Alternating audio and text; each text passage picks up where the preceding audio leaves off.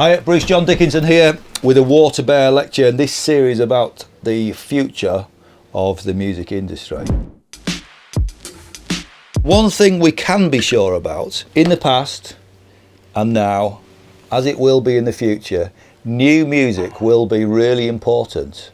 And as producers of new music, that's something that's dear to our hearts.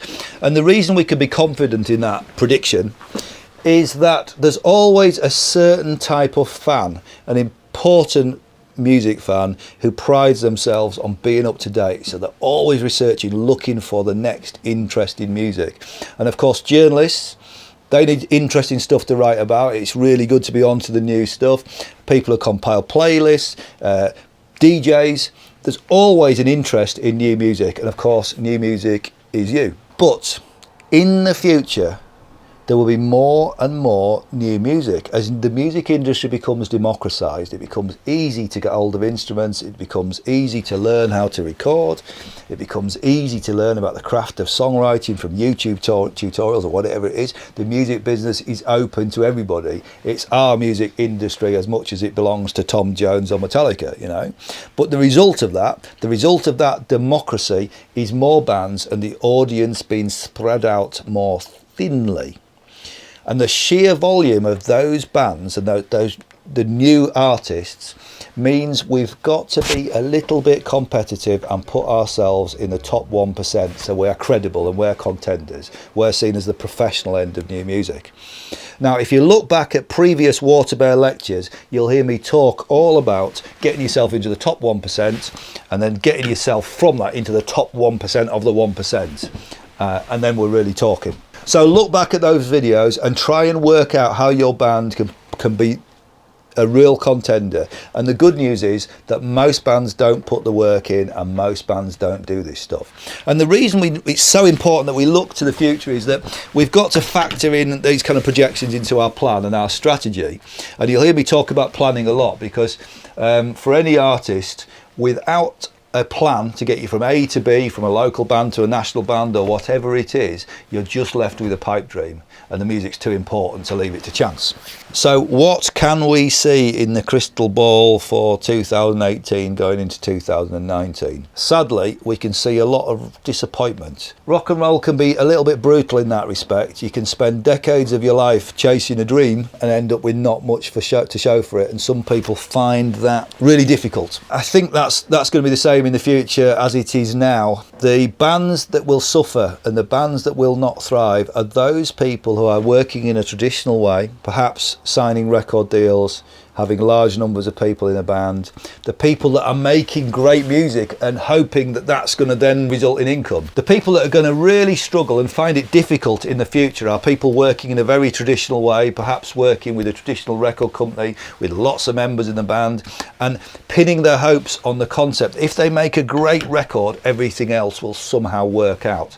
Sadly, it is unlikely to. There's never been a time when that strategy could be more naive. We've got to think differently. And the artists that will do well, the ones that we can see in the crystal ball being happy, contented, having good lives, reaching an audience and having a sustainable career, those people think differently. They're thinking about innovation and they're balancing the creative side of what they do and the art with the practical and the commercial. So we will see a prevalence of and a continuing trend of bands that have one or two members, because the sums add up. You know, the money can be divided 2 ways instead of 6 ways. There's one hotel room. You can get the whole touring crew into a car, let alone a splitter bus. So we'll see that, and we'll have an impact on the continuing squashed budgets will have an impact on the way that music is made. And another reason why budgets will continue to be squeezed is that if we look at the kind of demographic of artists, we are seeing a trend in that there's a shortage of headline acts because the acts that dominated in the 70s, 80s and 90s are pretty old now. Sadly, we've lost some very, very important artists. Other bands have split up, they're not touring. Many acts don't have the original members. And although we can see a time when those bands and those brands will continue into the future, and you might go and see Prince in the form of a hologram, or you might go and see AC/DC and instead of Malcolm, there's one of Malcolm's relatives playing in the band. That'll continue for the next 50 50 years, I'm sure. And there are no bands coming up of the same stature of these old heritage brands that are headlining at the moment. So the audience is spread thinner over a greater number of bands, and we'll see festivals continue in developing the multi-stage platform and audience being geographically spread out, and this will continue to result in budgets being squeezed on a live footing as well.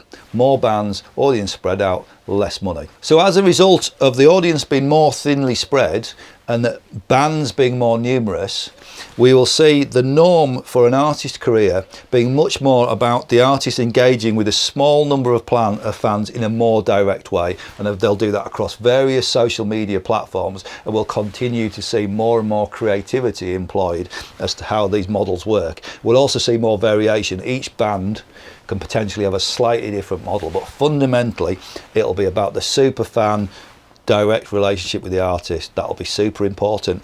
And as well as that, artists will develop multiple income streams. They'll think of their career like a pie chart, with their creative output representing a small part of what they do, and the other income streams will be stuff like content production, social media, writing jingles, whatever it is, running a studio commercially.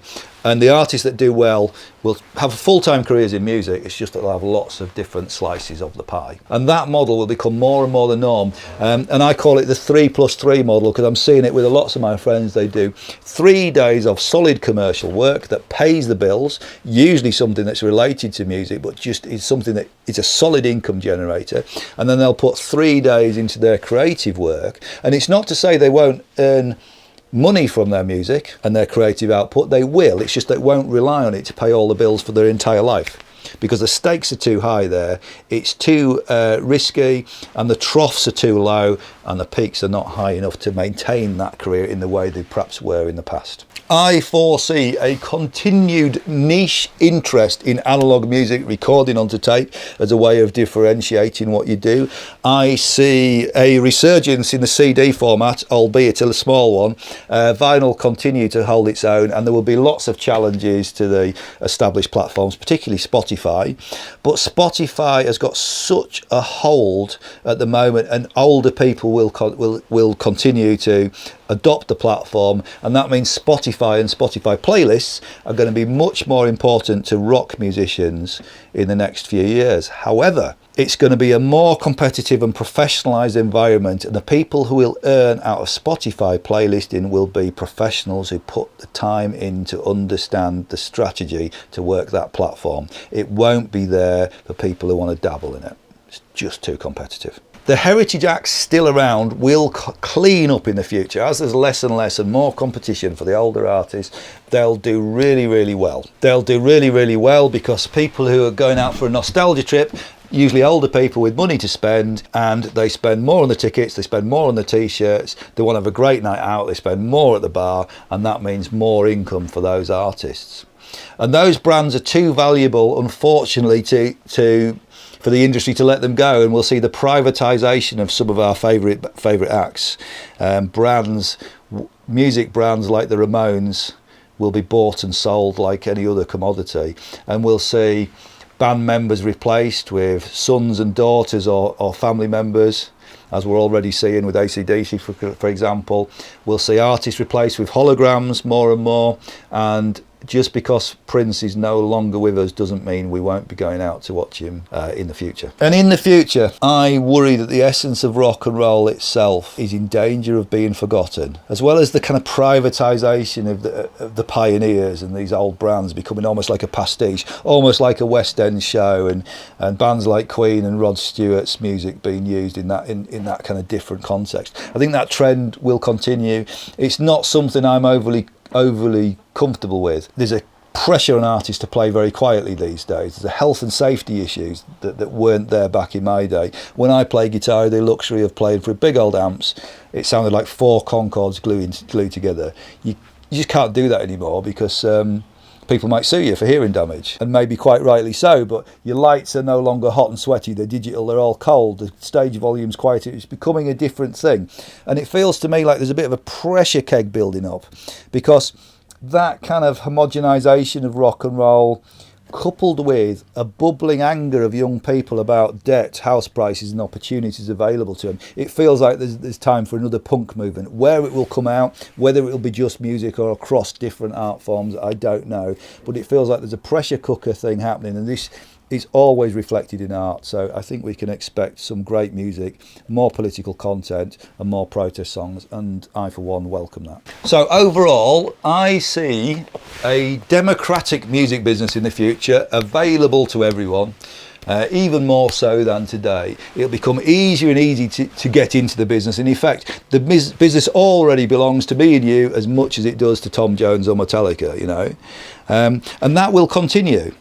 But as in the past, as now, as will be in the future, many will be called, but few will be chosen. And whether you get through or not will depend on three things: how badly you want it, what you've got to say, and if you write those killer tunes. As always, the future will belong to those that write the best songs. Thanks for listening. I've been Bruce John Dickinson from WaterBear, and if you're finding that music is becoming a very important part of your life, don't forget you can get this type of help and advice all the time if you want to come and study with us. We do BA Honours degrees, and we also do Masters. We do them flexibly, so you can study on site in Brighton with us, or online, or a mixture of the two. And if you need any help with your music projects, go to the website, email us through there, and if we can help, we will.